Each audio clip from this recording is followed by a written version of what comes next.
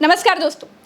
अयोध्या में बीजेपी की हार क्या हुई? अयोध्या के लोग धोखेबाज, बेवफा, गद्दार, राम विरोधी, राष्ट्र विरोधी, न जाने क्या क्या हो गए।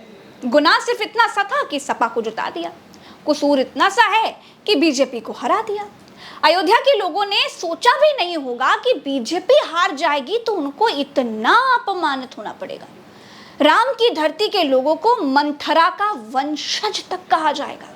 मंथरा के वंशज थे जिन्होंने नहीं दिया वोट। कोई लिख रहा है कि अयोध्या में किसी दुकान से खरीदारी नहीं की जाएगी। कोई बता रहा है कि अयोध्या के लोग त्रेता से ऐसे ही हैं। तो कोई बता रहा है कि रावण को हराने के लिए अच्छा हुआ कि श्री राम जी अयोध्या के लोगों को लेकर नहीं गए, वरना तब भी ये लोग राम को युद्ध हरवा देते। दोस्तों, आप हैरान रह जाएंगे। आप यही कहेंगे कि सीरियसली इतनी हल्की सोच, इतनी गंदी सोच के लोग भी रहते हैं? तो मेरा जवाब ये होगा कि जी हाँ दोस्तों, होते हैं, बिल्कुल होते हैं। अरे इन्हें ही सुनिए। मंदिर अयोध्या में बना और राम भक्त मध्य प्रदेश में दिखे। मुझे गर्व है मध्य प्रदेश पर कि वहाँ पर राम ज्यादा रहते हैं, ज्यादा नहीं। अयोध्या के लोगों को ज्ञान दिया जा रहा है, अयोध्या के लोगों को डांटा जा रहा है, कोसा जा रहा है, और ये सब कुछ सिर्फ इसलिए क्योंकि वहाँ बीजेपी चुनाव हार गई।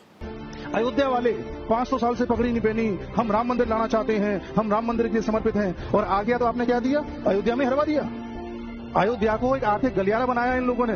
उससे आप लोगों को ही फायदा होगा। आपकी आर्थिक स्थिति बहुत सुधर जाएगी पहले से, लेकिन आपके दिमाग में वो नहीं बैठेगा। आपके दिमाग में क्या बैठा है? जातिवाद। अयोध्या में लोगों ने सपा के अवधेश प्रसाद को चुनाव जिता दिया।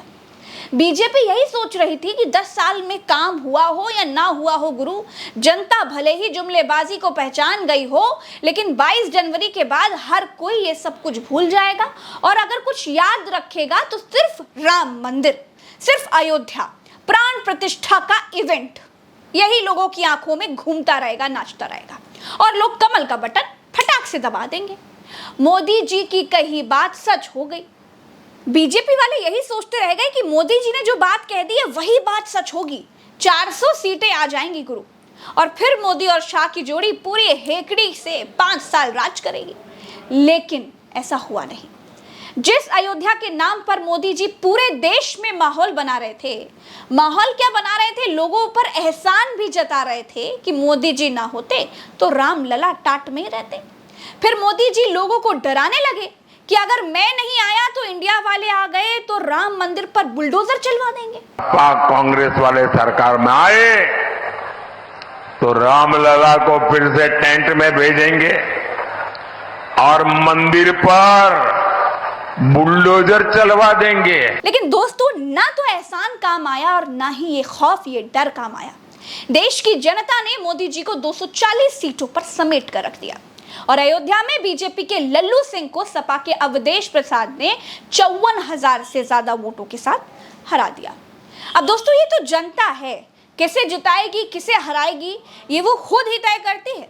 इसी अयोध्या ने 2014 और 2019 में बीजेपी के इन्हीं लल्लू सिंह को सांसद भी तो बनाया था, लेकिन इस बार हरा दिया। तो देखिए किस किस तरह से अयोध्या के लोगों की बेइज्जती की जा रही है। तुम इस जनता को नहीं जानते। जनता से बड़ा स्वार्थी और निर्दयी और कोई नहीं होता। अपने स्वार्थ के लिए वो राजा से उसके रक्त की अंतिम बूंद भी मांग लेती है, परंतु यदि राजा के हित के लिए उसे कुछ त्यागना पड़े तो वो क्षण भर में राजा से मुंह फेर लेती है। लोगों की बातें यदि राजा को सुननी पड़े तो वो न्याय ही नहीं कर सकता। ऐसा राजा तो पागल हो जाएगा। आप सोच कर देखिए, अयोध्या के लोग क्या सोच रहे होंगे? अयोध्या में रहने वाले लोगों के रिश्तेदार, दोस्त क्या सोच रहे होंगे? बीजेपी अयोध्या में चुनाव क्या हारी, अयोध्या के लोगों को धोखेबाज, गद्दार, राम विरोधी, हिंदू विरोधी, न जाने क्या क्या कहा जाने लगा। अमर उजाला की इस खबर को देखिए जरा। अयोध्या में भाजपा की हार की वजह से अयोध्या के लोगों का तिरस्कार, एक को नौकरी से निकाला, इतनी नफरत। अयोध्या में बीजेपी क्या हारी, लोगों का राम मंदिर प्रेम खत्म हो गया। अयोध्या आने वाले लोगों की तादाद में 4 जून के बाद भारी कमी आ गई। स्पाइस जेट ने अपनी फ्लाइट तक रद्द कर दी है। अयोध्या के लोगों की कमाई भी अब आधी हो गई है। कमाई नहीं हो पा रहा है।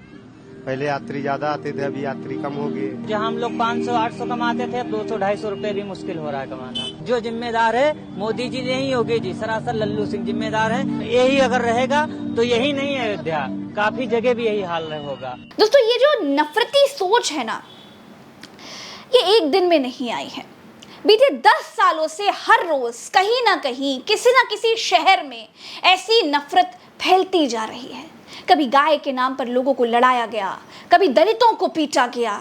चाहता हूं, अगर आपको कोई तकलीफ है तो वार करना है तो मुझ पे करिए, मेरे दलित भाइयों पर वार करना बंद कर दीजिए।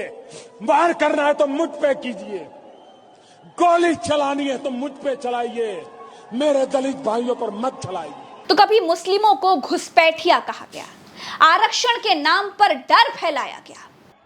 जब तक मोदी जिंदा है, जब तक मोदी जिंदा है, मैं दलितों का आरक्षण, आदिवासियों का आरक्षण, ओबीसी का आरक्षण, मुसलमानों को धर्म के आधार पर नहीं देने दूंगा, नहीं देने दूंगा, नहीं देने दूंगा। दोस्तों, इन तमाम नफरती बयानों को जब आप सुनेंगे, जब आप बीते 10 सालों की तमाम घटनाओं को याद करेंगे, तो आपको अयोध्या के साथ ये जो आज हो रहा है ना, ये बिल्कुल हैरान नहीं करेगा। क्योंकि यही वो नफरत है जो 10 साल में इस देश में बोई गई है, यही वो सोच है जो फैलाई गई है, और यही वो विचारधारा है जिसने इंसान को इंसान का दुश्मन बना दिया है। अरे क्या हुआ अगर अयोध्या चुनाव हार गए? चुनाव ही तो है, अगली बार फिर होगा, फिर लड़ लीजिएगा, फिर जिता लीजिएगा, अरे फिर हरा लीजिएगा। लेकिन जब आप ये कहते हैं कि अयोध्या इसलिए नहीं जाएंगे, अयोध्या में इसलिए कुछ नहीं खरीदेंगे क्योंकि बीजेपी चुनाव हार गई, तो चुनाव तो बीजेपी प्रयागराज में भी हार गई, तो क्या आप संगम में भी नहीं नहाएंगे, कुंभ में भी नहीं जाएंगे? चुनाव तो बीजेपी सीतापुर में भी हार गई, बांदा में भी हार गई, श्रावस्ती में भी हार गई। अरे ये सब छोड़िए, वाराणसी में तो हारते हारते बच गए मोदी जी। आज अयोध्या में हारे हैं, कल वाराणसी में हार गए, तो क्या काशी विश्वनाथ के दर्शन करने तक नहीं जाएंगे आप लोग? 80 घाट पर बैठने नहीं जाएंगे क्या? आज मथुरा जीते हैं, कल अगर हार गए तो क्या बाके बिहारी की नगरी के लोगों को भी ऐसे ही गाली देंगे क्या? बीजेपी कन्नौज में हारी तो क्या आप वहां का इत्र कभी नहीं खरीदेंगे क्या? अरे बीजेपी हारी तो उत्तर प्रदेश की 29 सीटों पर है, कहां कहां नहीं जाएंगे आप? किस किस का बहिष्कार करेंगे भाई?